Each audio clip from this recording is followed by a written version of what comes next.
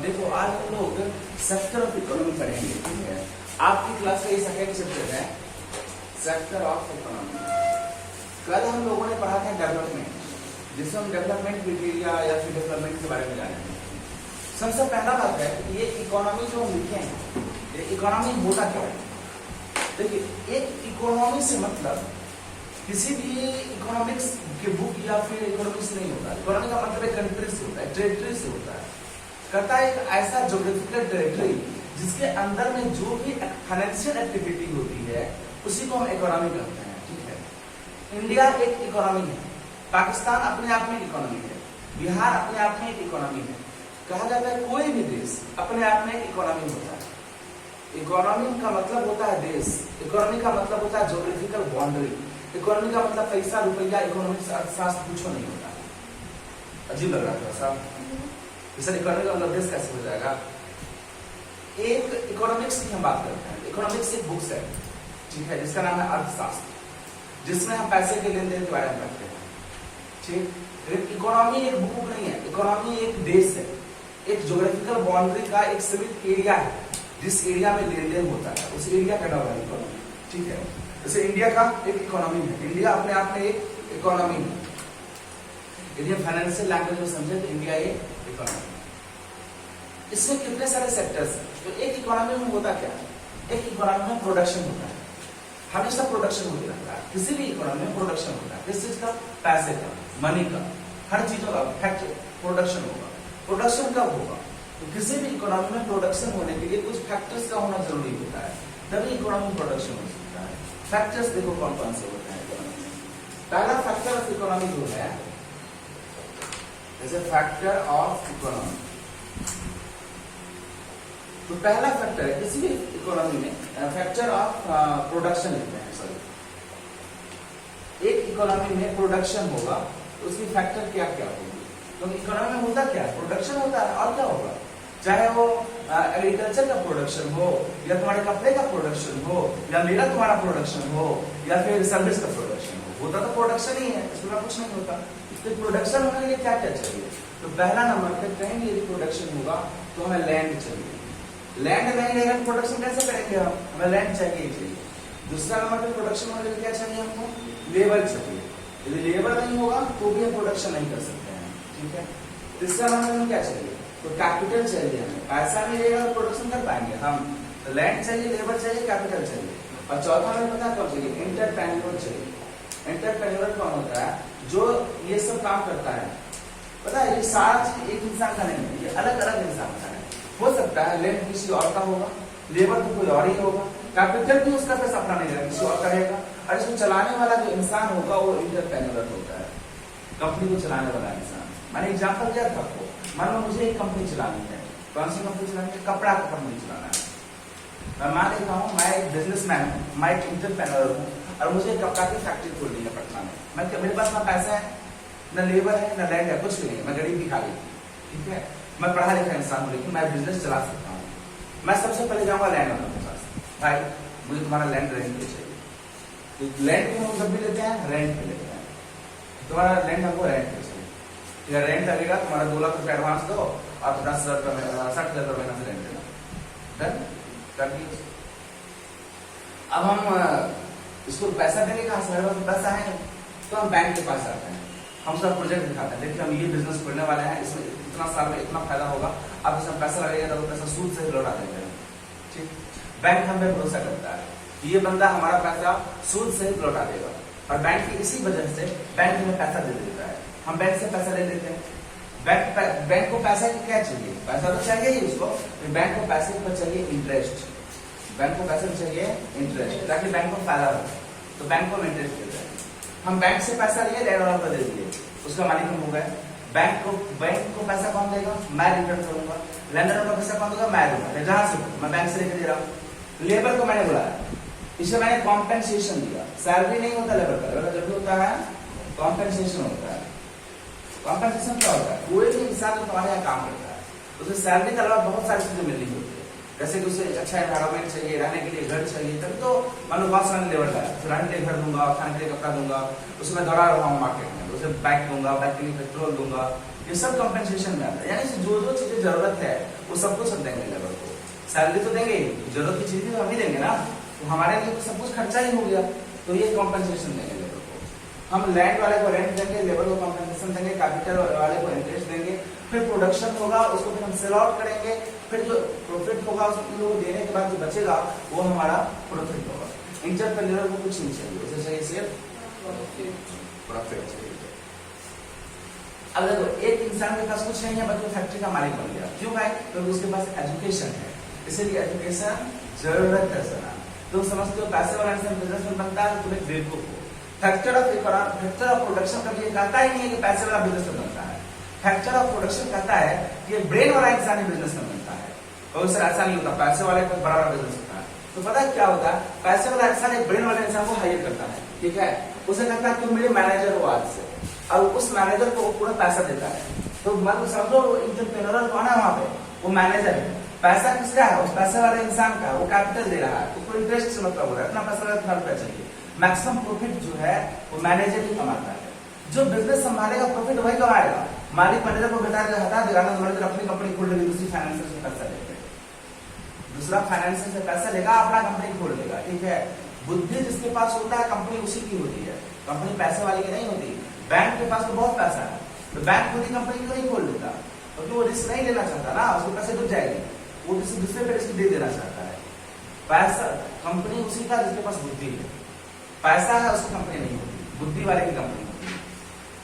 ये देख रहे हो तुम, बड़े बड़े बिजनेस का नाम सुने हो, जो अचानक पैसा नहीं होता है, बिजनेस करता है, छोटी मोटी कंपनी खोलता है और उस कंपनी का मालिक बनकर चला जाता है।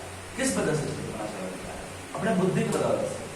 बुद्धि इतना होती है उसके पास कि उसको प्रॉफिट इतनी ज्यादा होने लगती है कि वो कैपिटल वाले से ज्यादा इन्वेस्ट खुद अपना कर देता है और उन कंपनी का मालिक बन जाता है अपने आप में, ठीक है। बुद्धि वाले की होती है, इसलिए बोलते हैं पढ़ो।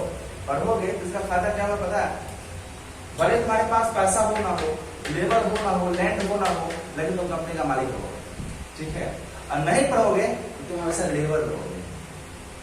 तुम्हारे बाप का बहुत पैसा वाला होगा तो कैपिटल लगाओगे तो सिर्फ इंटरेस्ट मिलेगा, तो मालिक नहीं बन सकते हो, मालिक कोई और ही है, तुम तो बस इंटरेस्ट लेने का लायक हो और कुछ नहीं। आप समझ रहे हैं? एजुकेशन इतनी जरूरी चीज है। किसी भी इकोनॉमी को डेवलप करने के लिए एक ही चीज इंपॉर्टेंट होता है, उसका नाम होता है एजुकेशन। एजुकेशन के बिना कोई भी इकोनॉमी डेवलप नहीं कर सकती, समझ रहे हैं? तो पढ़े लिखे लोग ही एंटरप्रेन्योर होते हैं। मैं पटना आया था, मेरे पास था ही क्या था, मैंने लैंड लिया रेंट पे, हाँ, पैसा लिया मांगा इंटरेस्ट पे, स्कूल खोला, चला रहा हूँ। ये तो एजुकेशन है ना, बस हमारे पास एजुकेशन के अलावा कुछ भी नहीं है। बहुत से लोग इस संसार में मिलेंगे जिसके पास एजुकेशन के अलावा कुछ नहीं, लेकिन वो पैसे कमा रहे हैं, कंटिन्यू बेसिस पे पैसे कमा रहे हैं, ठीक है। इसलिए फैक्टर ऑफ प्रोडक्शन में समझ लो, लैंड वाले को सिर्फ रेंट से मतलब है, लेबर वाले को कॉम्पेंसेशन से, कैपिटल वाले को एंटरप्रेन्योर को प्रॉफिट से। और एंटरप्रेन्योर प्रॉफिट कमा कमा के सबसे अमीर हो जाता है। लैंड को तो बोला तो दूसरा रेंट फिक्स किया होगा उतना ही देगा, कैपिटल वाला को जितना इंटरेस्ट फिक्स किया होगा उतना ही देगा, लेबर को जितना कॉम्पेंसेशन फिक्स किया उतना ही देगा, बाकी जो आया सब उसके पॉकेट में गया, तो ज्यादा प्रॉफिट होगा। क्योंकि सर रिस्क है, बिल्कुल रिस्क है। रिस्क इस काम में नहीं, हम बस से जाते रहते हैं, रास्ते में बस उलट जाएगा मर जाएंगे, रिस्क नहीं है बस से जाना, तो बस से ना जाए। अब इस घर में भूकंप आया, घर गिर जाएगा मर जाएगा, रिस्क नहीं है इसमें, है कि नहीं? रिस्क तो है, हर जगह रोड पे चलते रहता है, पीछे ट्रक वाला आया धक्का चल जाए, रिस्क नहीं है। तो रिस्क से बचना है तो फूस का घर बना लो, ऊपर पन्नी टांग दो और उसके ऊपर जो है एक बेग लगा के सुतल हो, उठे मत करो वहां से, उठोगे या पैर फिसल के गिर जाओगे, पैर टूट जाएगा, मर जाओगे, तो रिस्क ही है। अब वहां भी रिस्क है, ऊपर धक्का करके मर गया तो जिंदगी ही तो रिस्क में है। हम एक आदमी ने मुझे बोला था कि आप जो है मतलब हम रिस्क नहीं लेना चाहते, संभव के चले रिस्क नहीं लेना चाहते। मैं बाइक चलाता हूँ जब 60 की स्पीड में, तो क्या वो रिस्क नहीं होता? मुझे पता होता है 1 मिनट के लिए बाइक का हैंडल यदि छूट गया या किसी इंसान ने धक्के मार दिया तो मैं सीधे स्वर्ग की प्राप्ति कर दूंगा। कितनी बड़ी रिस्क है, मैं जीवन के साथ रिस्क ले लेता हूँ उस टाइम, और उस टाइम तो मैं कुछ नहीं सोचता। तो फिर ये बिजनेस के साथ रिस्क लेना कौन सी बड़ी बात है? करोड़ों का नुकसान होगा तो क्या होगा? जीवन बचेगा ना, जंगल में जाके जी लेंगे, वहां फिर से स्टार्ट करेंगे नया तरीके से। मैं गलत बोल रहा हूँ, बताओ। मैं जब बाइक की स्पीड 50 से 60 करता हूँ तो क्या मैं सोचता हूँ मैं मरूंगा या जिंदा रहूंगा? मैं सोचता हूँ जिंदा ही रहूंगा, कुछ नहीं होगा। यदि मर गए तो बहुत आदमी मर भी जाता है। तो जिंदगी के साथ तो हम रिस्क खेल लेते हैं, जो जिंदगी खत्म तो सब कुछ खत्म, पैसा रुपया सब, बिजनेस सब खत्म। फिर बिजनेस के साथ रिस्क क्यों नहीं? क्या होगा? जिंदगी तो नहीं जाएगा, पैसा ही जाएगा ना, जिंदगी बचेगा, फिर से स्टार्ट करेंगे, क्या फर्क पड़ता है? इसलिए रिस्क लेना चाहिए और वो क्षमता होता है एंटरप्रेन्योर के पास, इसीलिए सबसे अमीर इंसान होता है, क्योंकि ये सबसे पढ़ा लिखा व्यक्ति होता है, इसलिए इसे मैनेज करना आता है। रेंट कैसे मैनेज करेंगे, बैंक कैसे मैनेज करेंगे, लेबर कैसे मैनेज करेंगे, बेचेंगे कैसे, और ये मैनेज करके एंटरप्रेन्योर बन जाता है, जो क्षमता सब में नहीं होती, ये एजुकेटेड पर्सन के पास होता है। मार्क जुकरबर्ग आज भी अपनी कंपनी का मालिक है फेसबुक का, बिकॉज वो एक एंटरप्रेन्योर है, पैसा उसके पास नहीं था, दूसरी कंपनी का पैसा इन्वेस्ट कर पता। अनअकैडमी का तुमने नाम सुना होगा, बहुत बड़ी कोचिंग इंस्टीट्यूशन है, राइट? प्रचार नहीं कर रहा हूँ, उसका प्रचार ही हो रहा है, बहुत बड़ी है वो। तो उसमें उसका पैसा से नहीं, गवर्नमेंट से नहीं के पास, वो पढ़ाता था बस, इतने पैसे नहीं कि पूरे विश्व को खरीद लेता, पूरे देश के टीचर्स को खरीद लेता, वो पढ़ा रहा। उसको इन्वेस्ट करना क्या पता उस कंपनी में? माइक्रोसॉफ्ट बहुत बड़ी कंपनी है, गूगल बहुत बड़ी कंपनी है, यूट्यूब बहुत बड़ी कंपनी है, इन लोगों ने इन्वेस्ट किया है किस पर? अनअकैडमी पे।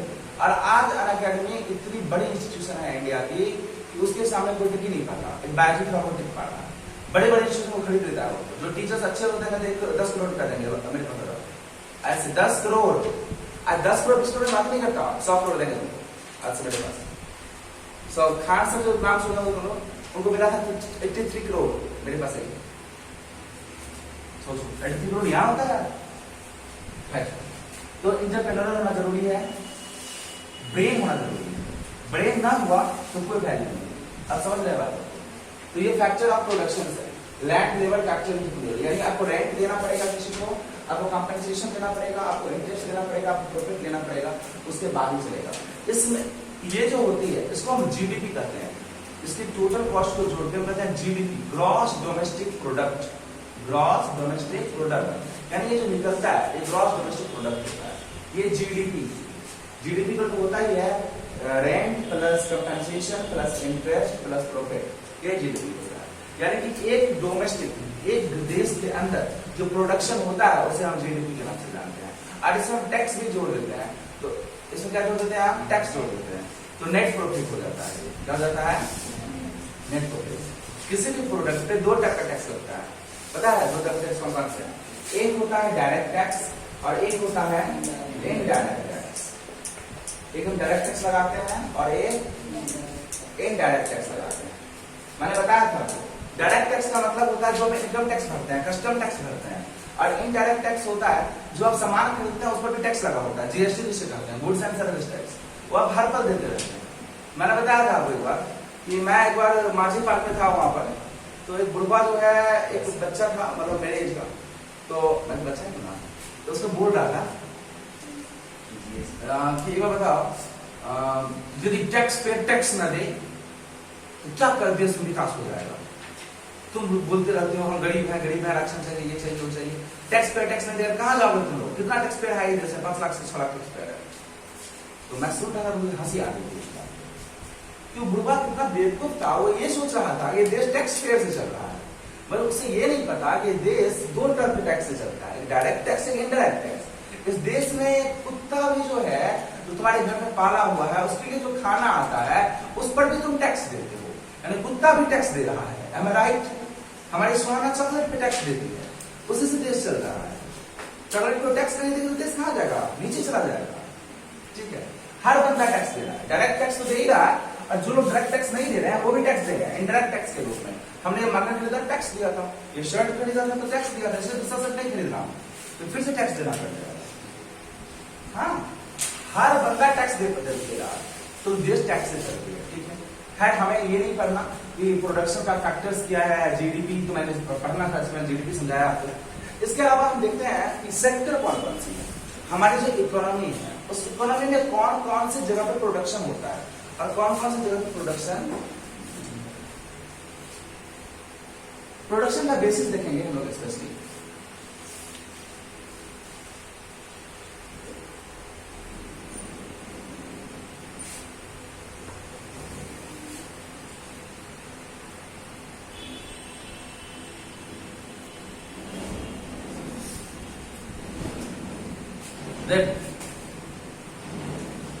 तो प्रोडक्शन का 3 सेक्टर है, सेक्टर ऑफ प्रोडक्शन की बात कर रहे हैं, 3 सेक्टर है। पहला सेक्टर है प्राइमरी सेक्टर, जिसमें प्रोडक्शन होता है। दूसरा सेक्टर है सेकेंडरी सेक्टर।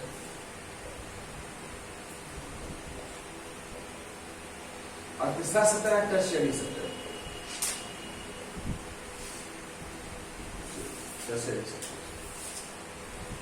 ये तीनों सेक्टर में प्रोडक्शन होता है। पूरे विश्व में जो इकोनॉमी है उसमें जो प्रोडक्शन है वो तीन ही सेक्टर में होता है, प्राइमरी सेक्टर में, सेकेंडरी सेक्टर में और टर्शियरी सेक्टर में।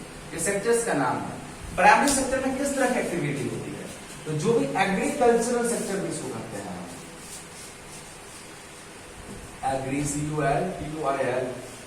एग्रीकल्चरल सेक्टर कहते हैं, एग्रीकल्चर से रिलेटेड चीजों का प्रोडक्शन इसमें होता है। सेकेंडरी सेक्टर में स्पेसिफिक प्रोडक्शन होता है मशीन के द्वारा, ठीक है, तो प्रोडक्शन बाय मशीन, हैंडमेड भी कह सकते हैं, तो ये सेकेंडरी सेक्टर है। और टर्शियरी सेक्टर को हम सर्विस सेक्टर कहते हैं, जिसमें किसी चीज का प्रोडक्शन नहीं होता।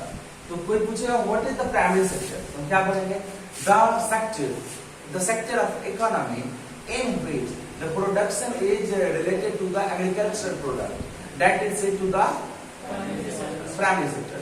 एग्रीकल्चरल प्रोडक्ट का मतलब क्या, एक ऐसा प्रोडक्ट जो लैंड से उत्पन्न होता हो, उसके लिए हम कोई अलग से मैन्युफैक्चर नहीं करते, लैंड से सीधा प्रोडक्शन हो जाता है, तो ये प्राइमरी सेक्टर में है। एग्रीकल्चरल सेक्टर जैसे कि हम धान उपजाते हैं, गेहूं उपजाते हैं, चावल उपजाते हैं, ये सब प्राइमरी सेक्टर के अंदर में आता है।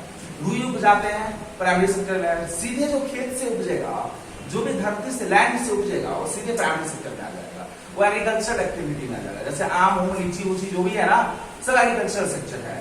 अच्छा सर, दूध कौन सा सेक्टर है, एग्रीकल्चरल सेक्टर ये है, दूध की, उसको एग्रीकल्चरल सेक्टर मानते हैं, क्योंकि वो उपजा के खाना खिलाते हैं ना, और मवेशी को दूध देता है, that is also agricultural sector. किसी मशीन का यूज हम नहीं करते हैं, तो एनिमल से भी जो भी हम यूज करते हैं वो भी एग्रीकल्चरल सेक्टर के अंदर में ही आ जाता है। क्या फिशिंग वगैरह, हाँ एग्रीकल्चरल सेक्टर है, पालते हैं ना पानी में। जिसका ही फार्मिंग होगा, फार्मिंग से सीधा प्रोडक्शन हो जाएगा, वो एग्रीकल्चरल सेक्टर है। दूसरा है सेकेंडरी सेक्टर। सेकेंडरी सेक्टर को कौन सा सेक्टर कहते हैं, मैन्युफैक्चरिंग सेक्टर भी कहते हैं, या प्रोडक्शन बाय मशीन कहते हैं, इसका नाम मैन्युफैक्चरिंग सेक्टर भी होता है। तो ये सेकेंडरी सेक्टर होता क्या, ये समझो। सेकेंडरी सेक्टर में, प्राइमरी सेक्टर में जो चीजें बनती है उसे हम फिर से रिमॉड्यूल करके नया चीज बना देते हैं। जैसे कि सुहाना के पापा अपने टमाटर की खेती करते थे, तो बहुत सारा टमाटो होता था, इतना टमाटो की खाती नहीं होगी, 2-4 पीस खाती होगी, बाकी टमाटो बच जाता है, क्या करेगी बेचारी। अब मार्केट में बेच रही है, तो मार्केट में इतना टमाटो हो गया, बिक लिया, 2 दिन में सड़ जाएगा टमाटो, तो ये एक कंपनी को बेच दी, ठीक है, वो सारा सेकेंडरी सेक्टर का कंपनी था। वो कंपनी रोज आती थी, ट्रक में भर के टोमेटो ले जाती थी, और वहां पे जाके वो केमिकल वगैरह मिला के वो लोग टोमेटो केचप बनाता था, और उसकी एज कर देता था 3 इयर्स तक खराब नहीं होगा, और वो मार्केट में आता था। इसलिए टमाटर 3 ईयर तक मार्केट में टोमेटो केचप बनकर बिक रही है। इसने उपजाया क्या था, टोमेटो केचप उपजाया था नहीं, इसने टोमेटो उपजाया था। टोमेटो तो खत्म हो जाती, सड़ जाती, लेकिन उस मशीन ने उसे टोमेटो केचप बनाया, और टोमेटो केचप मार्केट में अभी भी अवेलेबल है, तुम खा सकते हो, ब्रेड को लगा के रखा क्या है अभी, ठीक है। तो हम इस तरीके से क्या कहते हैं, सेकेंडरी सेक्टर में एग्रीकल्चरल सेक्टर के प्रोडक्शन को फिर से रिमॉड्यूल के नया बना देंगे। जैसे कि रुई है, ठीक है, तो रुई क्या होता है, प्राइमरी सेक्टर से निकलता है, कॉटन प्राइमरी सेक्टर से निकलता है, रुई का पेड़ होता है, उससे हम रुई निकाल लेते हैं। अब उस रुई को ट्रक से ले जाएंगे और हम फैक्ट्री में ले जाएंगे, और फैक्ट्री में ले जाने के बाद उससे हम कपड़ा बना देंगे, जो कपड़ा पहने हुए हैं। तो रुई था प्राइमरी सेक्टर, ट्रक से ले गए वो था सर्विस सेक्टर, और जो हम रुई से कपड़ा बना दिए वो था सेकेंडरी सेक्टर, उसको मैन्युफैक्चरिंग सेक्टर हम कहते हैं। ऐसे समझो तो कि सर्विस सेक्टर क्या होता है, इसे समझते हैं हम। सर्विस सेक्टर एक ऐसी सेक्टर होती है जिसमें किसी भी नई चीज का प्रोडक्शन नहीं होता, जिसमें किसी भी नई चीज का प्रोडक्शन नहीं होता, न्यू गुड्स का प्रोडक्शन नहीं होता है, ठीक है। सर्विस सेक्टर में कोई भी न्यू गुड्स का प्रोडक्शन नहीं होता, सिर्फ सेवा का आदान प्रदान होता है। सेवा तुम देते हो, सेवा हम देते हैं, तो सेवा का आदान प्रदान क्या है, सर्विस सेक्टर के अंदर में आता है। कोई दिक्कत, देखो तो ये सेक्टर ऑफ इकोनॉमी जो तीन आपने देखा, प्राइमरी सेकेंडरी टर्शियरी, इसमें ड्रामेटिकली चेंज हुआ बहुत ज्यादा। स्टार्टिंग के समय में इंडिया में बहुत सारे लोग एग्रीकल्चरल सेक्टर पर डिपेंड थे, प्राइमरी सेक्टर पर डिपेंड थे। पहले तो क्या, इंडिया के जीडीपी का 90% पार्ट जो है वह आता था किससे, प्राइमरी सेक्टर से आता था। इंडिया के जीडीपी का 90%, और 90% लोग भी प्राइमरी सेक्टर में ही हुआ करते। जीडीपी क्या होता है? तो एक देश के अंदर जो टोटल प्रोडक्शन होता है तीनों सेक्टर मिला के, उसे हम जीडीपी कहते हैं। जीडीपी क्या होता है? एक कंट्री के अंदर टोटल प्रोडक्शन जो होता है तीनों सेक्टर को मिलाकर, उसी को हम जीडीपी कहते हैं। ठीक है, जिसको मैं जीडीपी बताया था अभी आपको, कंपनसेशन, रेंट, इंटरेस्ट और प्रॉफिट मिलाकर जीडीपी हुआ करता है। स्टार्टिंग समय में इंडिया में मैक्सिमम लोग प्राइमरी सेक्टर पे इन्वॉल्व थे, और प्राइमरी सेक्टर ही इंडिया का सबसे बड़ा जीडीपी का हिस्सा था। इंडिया टोटल एग्रीकल्चर कंट्री था। ठीक है, धीरे धीरे इंडिया में चीजें चेंज हुई और मैन्युफैक्चरिंग इंडस्ट्री भी आने लगी। तो मैन्युफैक्चरिंग इंडस्ट्री आने के बाद सर्विस सेक्टर भी बढ़ा। सर्विस सेक्टर होता क्या? देखो, जैसे मैं पढ़ा रहा हूँ ना, एजुकेशन दे रहा हूँ, तो मैं कोई नया सामान तो प्रोडक्शन नहीं कर रहा हूँ। मेरे पढ़ाने से कुत्ता बिल्ली तो प्रोड्यूस नहीं हो रहा है, कुछ भी प्रोड्यूस नहीं हो रहा है, सीधे मैं ज्ञान बांट रहा हूँ, तो मैं सर्विस दे रहा हूँ तुम लोगों को। That is the service sector. Transportation भी सर्विस सेक्टर है। मनीष के पापा का ट्रक है, कुछ सामान बनाते हैं क्या वो ट्रक में? नहीं, यहाँ के सामान को उठाते हैं वहां दे आते हैं, वहां के सामान उठाते हैं यहाँ दे आते हैं, उससे तो पैसा कमा रहे हैं। तो कुछ बन नहीं रहा है, ये सर्विस सेक्टर का काम है। नाई बाल काटता है, पैसे देता है, तो कोई सामान हमारा बना नहीं रहा, सर्विस दे रहा है बस। तो कुछ जो सर्विस सेक्टर होती है उसमें कोई नया सामान का प्रोडक्शन नहीं होता, सिर्फ सर्विस दिया जाता है। ऐसे समझ लो, एक खेत में जो रुई उगा, वह रुई प्राइमरी सेक्टर का हिस्सा है। उस रुई को ट्रक से फैक्ट्री तक ले गए, तो ट्रक का जो खर्चा हुआ वो हमारा सर्विस सेक्टर का हिस्सा है, टर्शियरी सेक्टर का।